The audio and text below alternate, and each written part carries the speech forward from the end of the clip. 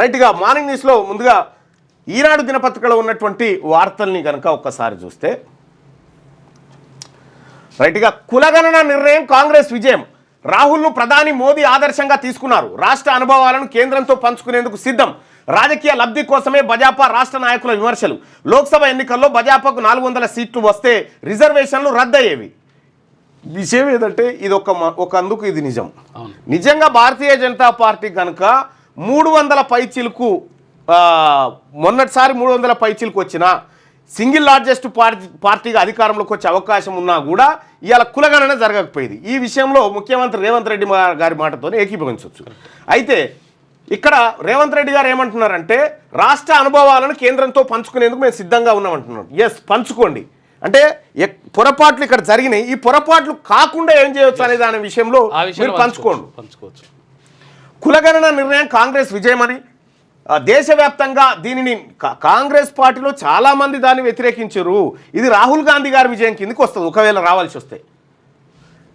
దేశవ్యాప్తంగా దీన్ని నిర్దిష్ట వ్యవధిలోగా పూర్తి చేయాలని సీఎం రేవంత్ రెడ్డి కేంద్రాన్ని కోరారు. ఈ ప్రక్రియను ఎప్పుడు ప్రారంభించి ఎప్పుడు ముగిస్తారో వెల్లడించాలని. ఇప్పుడు మనము 2024 ఫిబ్రవరిలో అసెంబ్లీ తీర్మానం చేస్తే 10 నెలల పాటు దాన్ని పట్టించుకోలేము. మళ్ళీ 10 నెలల తర్వాత మళ్ళీ రాహుల్ గాంధీ గారి ఒత్తిడితోటి మళ్ళీ కులగణన మనం కార్యక్రమం చేసినాం.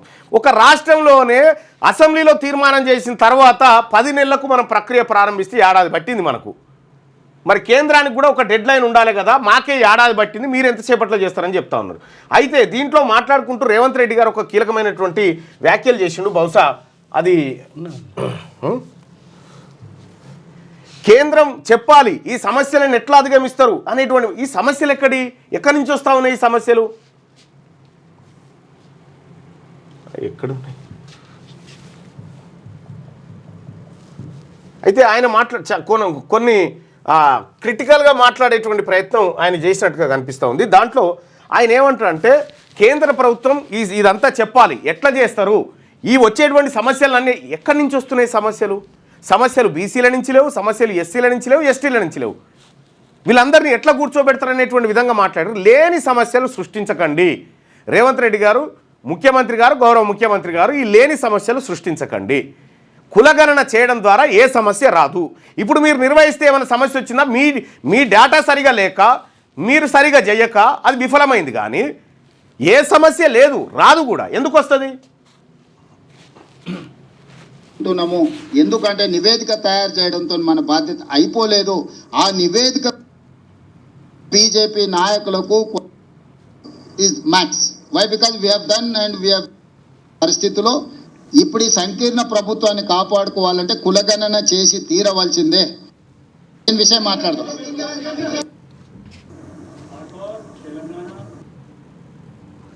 పహచానింగే రాహుల్, ఇది సీక్రెట్ డాక్యుమెంట్ కాదు, ఇది ఎనీ పొలిటికల్ పార్టీ రెస్పాన్సిబిలిటీగా మీరు తేదీలను నిర్ణయించండి.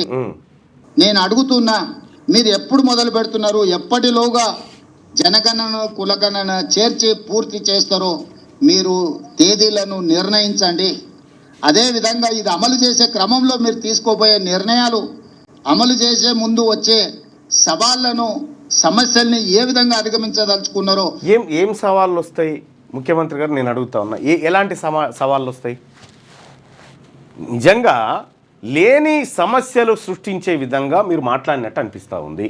అసలు సవాళ్ళు ఏమొస్తాయి చెప్పండి, నాకు అర్థం కాలేదు. సవాళ్ళు ఏమొస్తాయి? మీ మాటల్లోనే నిన్న మాట్లాడుకుంటూ మీరు ఏ రాష్ట్రానికి ఆ రాష్ట్రానికి ప్రత్యేక పరిస్థితులు, అక్కడ ఉన్నటువంటి కులాలన్నీ ఆయా జాబితాలో ఉన్నాయనే మాట చెప్పారు. క్లియర్, అది క్లియర్. ఆ తర్వాత సమస్యలు ఏమొస్తాయని, సమస్యలు ఎట్లా అధిగమిస్తారనేది ఏంటంటే దాని అర్థమైంది.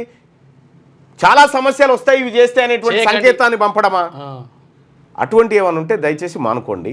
రెండో విషయం ఏంటంటే ముఖ్యమంత్రి గారు కొద్దిగా ఇటు జరగన, ఆ షర్టు ఇటు దాకి అవి స్క్రీన్ మారిపోతుంది. అయితే ఈ ముఖ్యమంత్రి గారు చెప్తున్నటువంటి మాట ఏదైతే ఉందో, అన్ని రాజకీయ పక్షాలతో చర్చించండి, ఇది సీక్రెట్ డాక్యుమెంట్ కాదు సార్. బీసీల ఓట్లు అడగడానికి వచ్చినప్పుడు అన్ని రాజకీయ పార్టీలు చర్చించుకొని మా దగ్గరికి వస్తున్నాయా?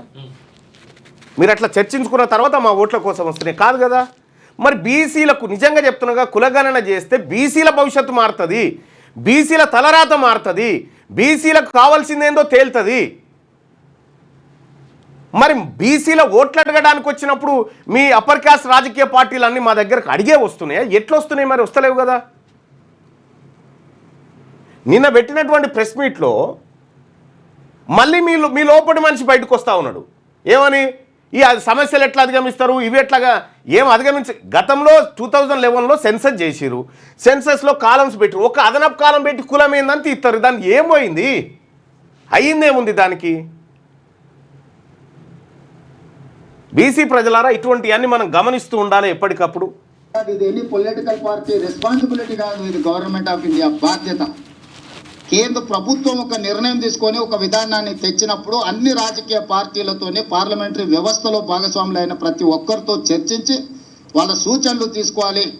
అందుకే నరేంద్ర మోడీ గారికి సూచన చేస్తున్న గ్రూప్ ఆఫ్ మినిస్టర్స్తో ఒక కమిటీ వేయండి, ఆఫీసర్లతో కూడుకున్న ఇంకొక ఎక్స్పర్ట్స్ కమిటీని వేయండి. గ్రూప్ ఆఫ్ మినిస్టర్స్ రాజకీయ పార్టీలతోని అదే ఫైనల్ గా ప్రభుత్వం దీన్ని చట్టాన్ని చేసినప్పుడు కూడా సభలో సుదీర్ఘమైన చర్చ చేసి అన్ని రాజకీయ పార్టీలను ఇందులో భాగస్వాములను చేసినాం. ఎక్కడ కూడా మా పార్టీ విధానంగానో మా ప్రభుత్వంలో ఉండే కొద్ది మంది వ్యక్తుల విధానంగానో దీన్ని మేము అమలు చేయలేదు. 4 కోట్ల తెలంగాణ ప్రజలు, ప్రతిపక్ష పార్టీలతో సహా ప్రభుత్వం, అదే విధంగా స్టేక్ హోల్డర్స్ ఎవరైతే భాగస్వాములు ఉన్నారో లబ్ధిదారులు ఉన్నారో వాళ్ళు, అదేవిధంగా ప్రజా హక్కుల కోసం పనిచేసే వాళ్ళందరినీ కూడా ఇందులో భాగస్వాములను చేసి వాళ్ళకు నమ్మకం విశ్వాసం కల్పించి ఈరోజు ఈ కార్యక్రమాన్ని ముందుకు తీసుకెళ్ళినాం. అందుకే ఈరోజు తెలంగాణలో దేశంలోనే మొదటి రాష్ట్రంగా తెలంగాణ నిలబడ్డది. ఇవాళ దేశానికే ఆదర్శంగా తెలంగాణ ముందు వరుసలో ఉన్నది. నిన్న రాహుల్ గాంధీ గారు అదే విషయం చెప్పినారు. తెలంగాణ మోడల్ ఈ దేశానికి రోల్ మోడల్. ఈ రోల్ మోడల్ నుంచి మీరు నేర్చుకోండి, తద్వారా పకడ్బందీగా దీన్ని అమలు చేయండి అని రాహుల్ గాంధీ గారు సూచన చేసిండ్రు. రాహుల్ గాంధీ గారిని ఈ పత్రికా సమావేశంలో అభినందిస్తూ మనము అదే విధంగా ఆదర్శవంతమైంది అంటే నేనేం చెప్తా ఉన్నానంటే, ముఖ్యమంత్రి గారు ఇది ఎందుకు ఇట్లా వచ్చినాయి? ఇది ఇప్పుడు ఆదర్శవంతమైన కలర్ మార్చుకోవాలి. మా కూతురు వచ్చి ఇవన్నీ చేసిపోతుంది అన్నట్టు ఇట్లా.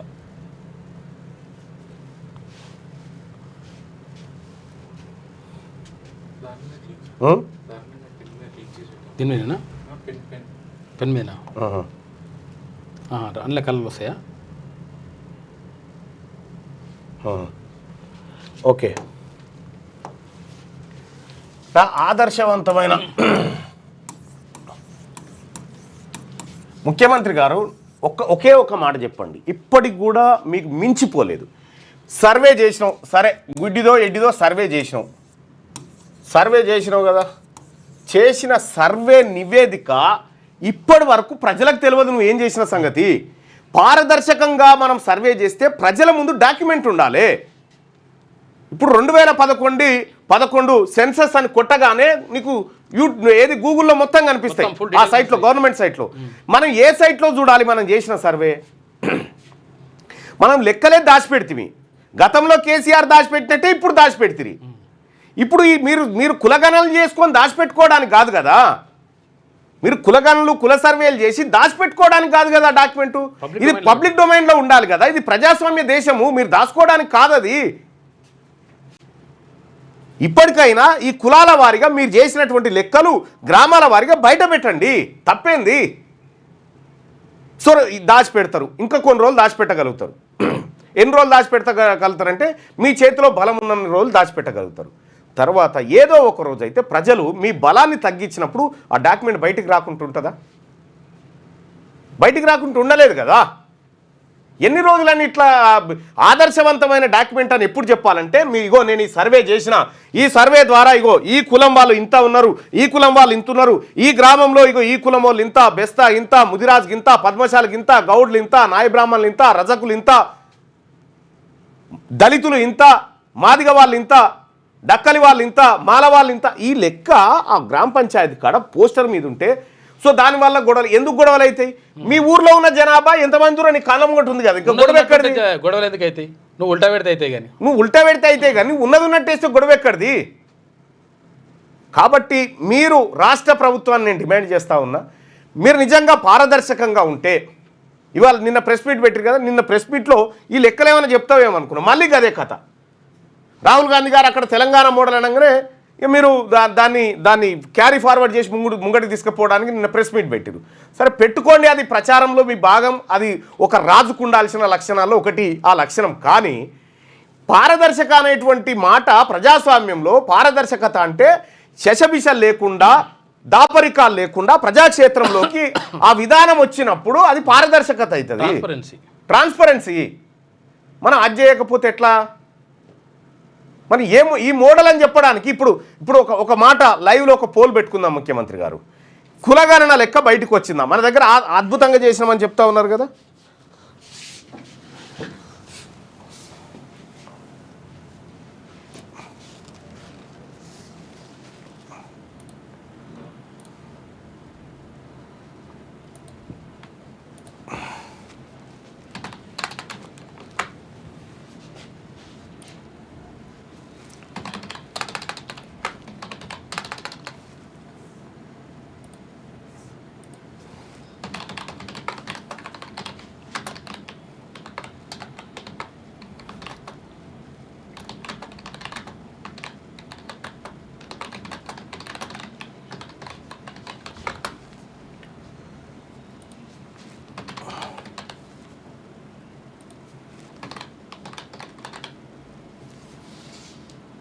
రైట్.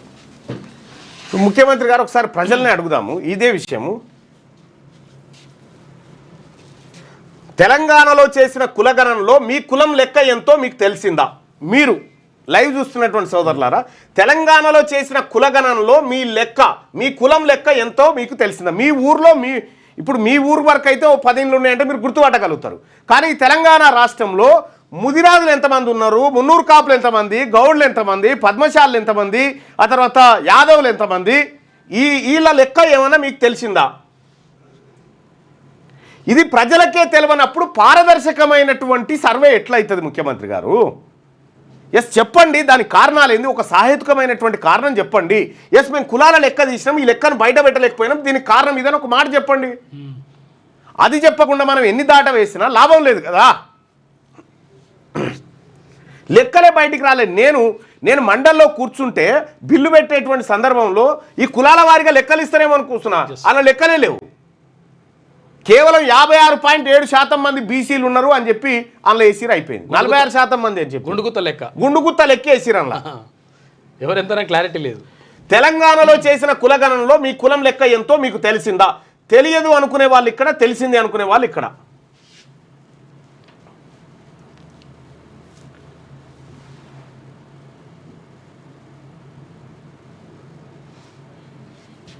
దాదాపు ఎవరికి తెలియదు. ఒక్క ప్రభుత్వంలో ఉన్నటువంటి ముఖ్యమంత్రి రేవంత్ రెడ్డి గారి దగ్గర మాత్రమే ఉంటుంది ఆ లెక్క, వేరే దగ్గర ఎక్కడ కూడా ఉండదు. నేనేమంటున్నంటే నిజంగా మీరు నేనే చెప్పినా మీరు పారదర్శకంగా చేసి మీరు లెక్కలు బయట పెట్టకండి, హెలికాప్టర్లో తీసుకొచ్చి నీ ఇంటి మీద పూలు పోసిపోతా అని చెప్పిన, మీరు అది నిలుపుకోలే. తెలంగాణలో చేసిన కులగణనలో మీ కులం లెక్క ఎంతో మీకు తెలిసిందా? తెలియదు అనుకునే వాళ్ళు ఇక్కడ, తెలిసింది అనుకునే వాళ్ళు ఇక్కడ. మీ కామెంట్ మీ ఒక బటన్ని నొక్కండి, దానికి సంబంధించినటువంటి మరిన్ని వివరాలు చూద్దాం. ఇది పారదర్శకమైనటువంటి సర్వే కాదు ముఖ్యమంత్రి గారు. మీరు ప్రజలు ఇప్పుడు మీరేమనుకుంటారంటే కొద్ది మందిని మీ చుట్టూన్నటువంటి వాళ్ళని నమ్మించగలుగుతారు, ఎందుకంటే వాళ్ళకు తెలుసు, వాళ్ళ మనసులో కూడా ఉంది ఈ లెక్కలన్నీ తప్పనేటువంటి విషయం, వాళ్ళ మనసులో కూడా ఉంది. అదేదో నువ్వే పెద్దన్న పాత్ర పోషించి జరిగిన పొరపాటు ఇది, వాస్తవమైనటువంటి లెక్కలు గివని చెప్తే అయిపోయి ఇవాళ దాచిపెడతావు, రేపు కేంద్రం చేసినప్పుడు అయితే బయటకు వస్తాయి కదా. అట్లా కులగణనపై కేంద్రం నిర్ణయం తీసుకున్నందుకు తెలంగాణ కాంగ్రెస్ ఎమ్మెల్యేలు, ఎంపీలు, సీనియర్ కాంగ్రెస్ నాయకులు గురువారం సీఎం రేవంత్ రెడ్డిని అభినందించారు. అనంతరం సీఎం విలేకరులతో మాట్లాడుతూ న్యాయ చిక్కులు లేకుండా తెలంగాణ ప్రభుత్వం చట్టబద్ధంగా విజయవంతంగా కులగణన సర్వే పూర్తి చేసింది. అయితే ఇక్కడ మాట, ఇప్పుడు ఈ కులగణన అనేటువంటి అంశం వచ్చినప్పుడు బీసీ వాళ్ళందరినీ తెచ్చి కూర్చుండబెట్టినాం. ఇక్కడ కులగణన అనేది ఒక ఓన్లీ బీసీలదే అని మీరు భావిస్తున్నారా? ఇది రెడ్లకు సంబంధించింది కాదా? ఇది వెలమలకు సంబంధించింది కాదా? మరి ఇందులో ఇప్పుడు నిన్నటి ఫోటోలో దాదాపుగా ఫోటో ఉంది, అది మొత్తం అందరినీ బీసీలందరినీ చుట్టూ నిలబెట్టినావు, కూర్చున్నావు. ఇది ఒక బీసీలదే ఎందుకు అవుతుంది? ఇది బీసీలదే ఎందుకు అవుతుంది అంటే ఈ బీసీలకు కూడా నువ్వు అన్నవు కావాలనుకోవడంలో తప్పు లేదు. ఎందుకంటే ఓ రాజకీయ నాయకుడికి అధికారాన్ని నిలుపుకోవడానికి ఆశ ఉంటుంది. కానీ ఇది ఒక బీసీలది ఎందుకైతే మొత్తం 119 మంది ఎమ్మెల్యేలు, 40 మంది ఎమ్మెల్సీలము, 17 మంది ఎంపీలము అందరం కూడా ఇది శభాష్ అనాలా? కొద్దిమంది మాత్రం ఇప్పుడు దీన్ని అనరా? ఈ కులగణన బేషు కేంద్ర ప్రభుత్వం తీసుకున్న నిర్ణయాన్ని స్వాగతిస్తున్నామని ఇప్పుడు రెడ్లు వెలమలు ఎవరు అనరా? ఇక మేమే అనాలనా? మీ గురించి చేసింది కాబట్టి మీరే అనండి అన్నట్టు. దీన్ని బట్టి అర్థం చేసుకోరి. ముఖ్యమంత్రి గారు కులగణన గురించి మాట్లాడుతూ బీసీలను కూర్చోబెట్టుకుంటే ఇది బీసీల తలరాతను మార్చేటువంటిదే. సీనియర్ కాంగ్రెస్ నాయకులు గురువారం సీఎం రేవంత్ రెడ్డిని అభినందించారు. అనంతరం సీఎం విలేకరులతో మాట్లాడారు. న్యాయ చిక్కులు లేకుండా మొన్న నైటే అందరికి మెసేజ్లు పంపారు. బీసీ నాయకులు రండి, ముఖ్యమంత్రి గారు ఇంటికి రండి, ఆయనను అభినందిస్తేందుకు రండి అనేటువంటి మెసేజ్ పంపారు. సో మా బీసీ నాయకులకు కూడా వస్తే సరే పోయేటోళ్ళు పోయారు, పోనోళ్ళు పోలేదు. అయితే ఒకటి మేము విశ్వసించేది ఏంటంటే ఎంతవరకు అయితే అగ్రకులాలకు హారతి పడుతూ ఉంటారో, అగ్రకుల నాయకులకు హారతి పట్టినన్ని రోజులు బీసీలు బానిసలుగానే ఉంటారు అనేటువంటి సూత్రం మీద మేము పనిచేస్తూ ఉంటాం అన్నట్టు. అందుకోసమే అటువైపు పోము, మంగళారతులు పట్టం. న్యాయ చిక్కులు లేకుండా తెలంగాణ ప్రభుత్వం చట్టబద్ధంగా విజయవంతంగా కులగణన సర్వే పూర్తి చేసింది. సర్వే పూర్తయింది. రిజర్వేషన్ ఏది 42%. 42% రిజర్వేషన్ ఏది? ఇది దేశానికి ఆదర్శంగా మారింది. మా అనుభవాన్ని కేంద్ర పరిగణలోకి తీసుకోవాలి. మా అనుభవాలు, సూచనలు, సలహాలు ఇచ్చేందుకు సిద్ధంగా ఉన్నాం. ఎక్కడెక్కడైతే కేంద్ర ప్రభుత్వ పెద్దలు వచ్చి నిజంగా కేంద్ర ప్రభుత్వం కులగణన చేస్తుంది కాబట్టి ఇక్కడ ఇది చూసుకున్నాక అటు పోదాం.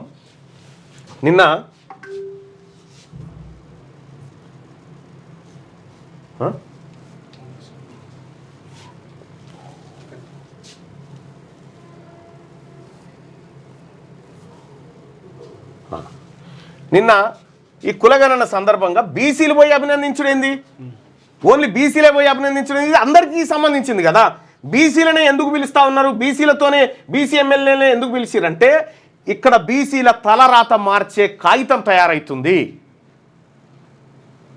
ఇప్పుడు వీళ్ళంతా రెడ్లు వెలమనంతా కూర్చొని కేంద్ర ప్రభుత్వానికి ధన్యవాదాలు తెలియజేయాలి. ఎందుకు తెలియజేస్తలేరు? దీంతో వాళ్ళ రాజకీయ భవిష్యత్తు ఖతమవుతుంది. ఇవి రెండే మనం అర్థం చేసుకోవాల్సినటువంటి లాజిక్ పాయింట్లు.